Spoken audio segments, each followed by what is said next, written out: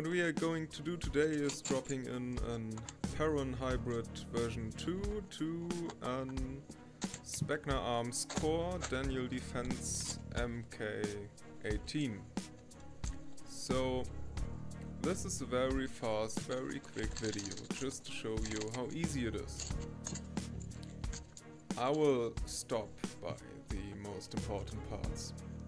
So the disassembly of the SPECNAARMS core is very easy, and I did this many times before. So it's just like a regular standard Tokyo Marui M4. What you should mention is where the motor cables are located. In this case both are on the right side if we are looking down on the gun at this perspective, and you have to check to get out the pins or the right way. So if you doing this the first time, I recommend you to watch another video of mine, which is probably not just fucked up fast. So, the cool thing about SPECNAARMS core replicas is they're a very good base for like every kind of tuning you want to do. This is cause the gearbox has 7mm bushings, or it's 8, possibly it's 8. Anyway, it's great.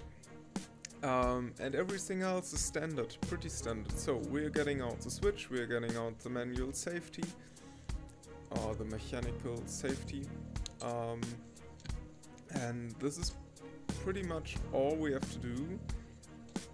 Now it comes to the selector plate. The selector plate on the SPECNAARMS is a little bit, yeah, let's say special. They got this sick part here. So,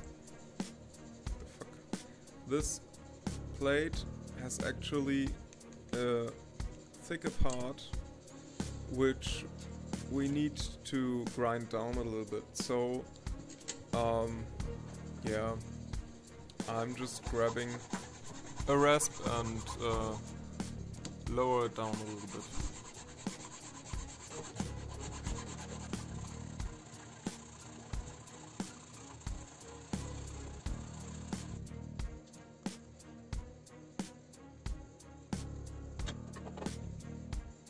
After this is finished, we apply a little bit of super glue and add the selector plate sticker from the hybrid. Next, we're gonna grab our hybrid and screw it down in the gearbox shell, which is very fucking easy.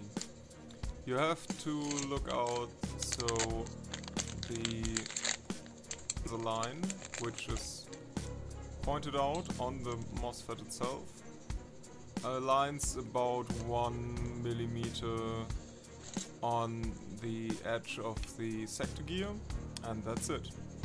For my part, I lay down the signal wire first, then the longer black wire which goes to the battery, and yeah, that's pretty much all.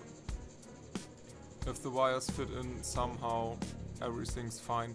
The SPECNAARMS comes with a neat little gap here for the cables, so the motor won't scratch them.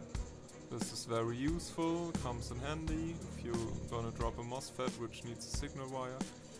Then next thing, we are gonna add this little 3D printed thing to hold the magnet on the trigger. The PERUN hybrid goes with an hybrid approach, so a photoelectric barrier checks if the gears are spinning.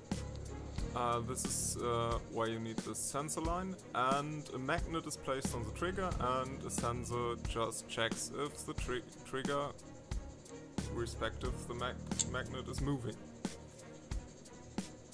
The interesting thing on this hybrid is that it always recalibrates itself when it started. So if we start this thing, it checks the trigger's position. If we move the trigger, then this is considered shooting. It's not like we have to get the trigger point on an exact point where another photoelectric barrier is located. No, we just check movement with this magnet detection. So this is much more error-proof than other systems which only work with photoelectric barriers. Another point is that this thing goes with red light, so yeah, it tends to have less problems with grease and stuff. Anyway, let's fast forward. I have to close the thing up.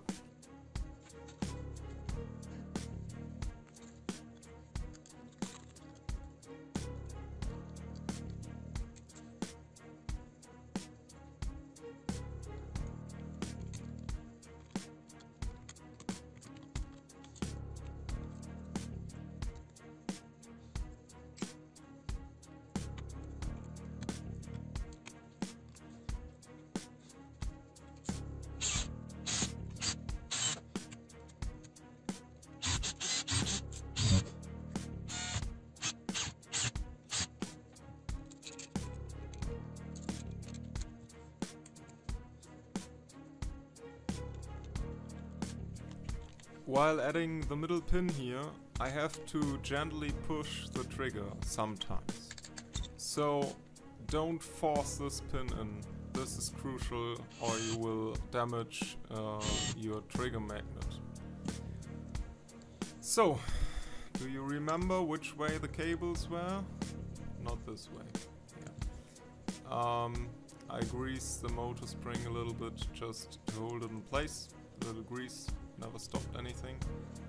And this is actually not how the cables were located before. So, as you can see, the motor stuck. If we place the cables correctly, like this, the motor goes in and is moving actually. Pretty brilliant, isn't it? So, we have to give a little bending to the plugs, and we need to get them on there tightly and secure. So maybe we have to press them together a little bit.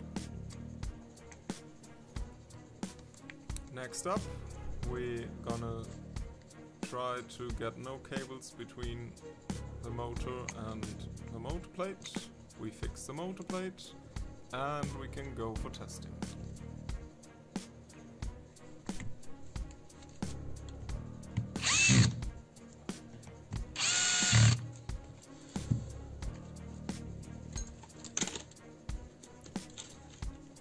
You may have mentioned I was unsafe before starting this gun.